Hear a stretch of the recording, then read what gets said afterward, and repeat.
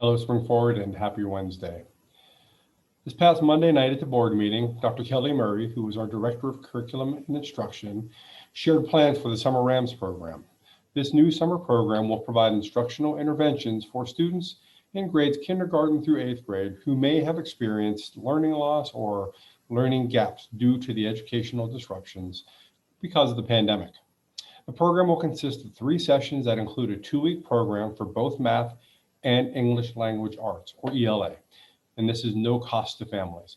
Families will have the option to select an in-person or virtual session. In-person would be in-person, virtual would be either asynchronous or synchronous based on family need.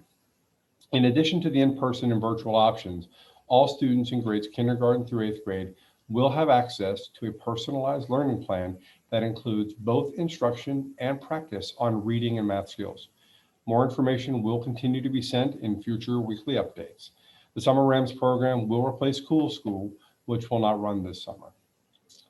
Also on Monday, the 21-22 school year was determined. Next school year, traditional in-person 5-day learning will be the default option for all students, with an opportunity to enroll in Spring Forward Cyber Learning if you wish for your child to continue learning from home. Spring Forward will continue to follow local and state guidance and recommendations related to mask wearing, social distancing, contact tracing, cleaning practices, and possible exclusions from school. As always, hygiene practices like hand washing and hand sanitizer will be encouraged regularly throughout the day.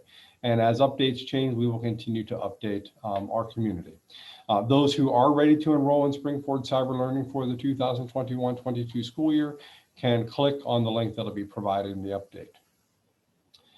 Next, segueing into the next thing, yesterday the CDC did put out some updated guidance based on when you can and cannot wear masks when you're vaccinated or not. And we are going to wait and see how that develops. But the way that it works for us in Spring Forward and all school districts across the Commonwealth, the CDC makes a recommendation. The Pennsylvania Department of Health and the Pennsylvania Department of Education take that guidance and they will issue some sort of a statement on how local school districts should operate based on that guidance. In Montgomery County, the Montgomery County Office of Public Health considers that information because they have local jurisdiction. They can agree to follow that from PDE and the Department of Health, or they can issue their own guidance. So what we are waiting for at this point is something from PDE or the Department of Health or Montgomery County Office of Public Health to let us know, yes, we're going to follow this or we're not going to follow the CDC recommendation. So at this time, there's really not any change in what we're doing. We're going to wait for that additional guidance from those entities I told you about, and then we'll issue something to you to let you know how that changes what we do on day to day. So at this point, we're status quo. And lastly, also on Monday night at the board meeting, the board did take a vote and they made a motion from the floor. They did take a vote to allow the solicitor to begin the process of developing a contract and planning for me to be the name brought forward to be the new superintendent of schools for Spring Forward. They're not legally allowed to just vote me in as superintendent. There's a process, but what this vote did allow them to do is say, okay, we're going to hold off right now on the superintendent search. We think Bob Rizzo is our guy.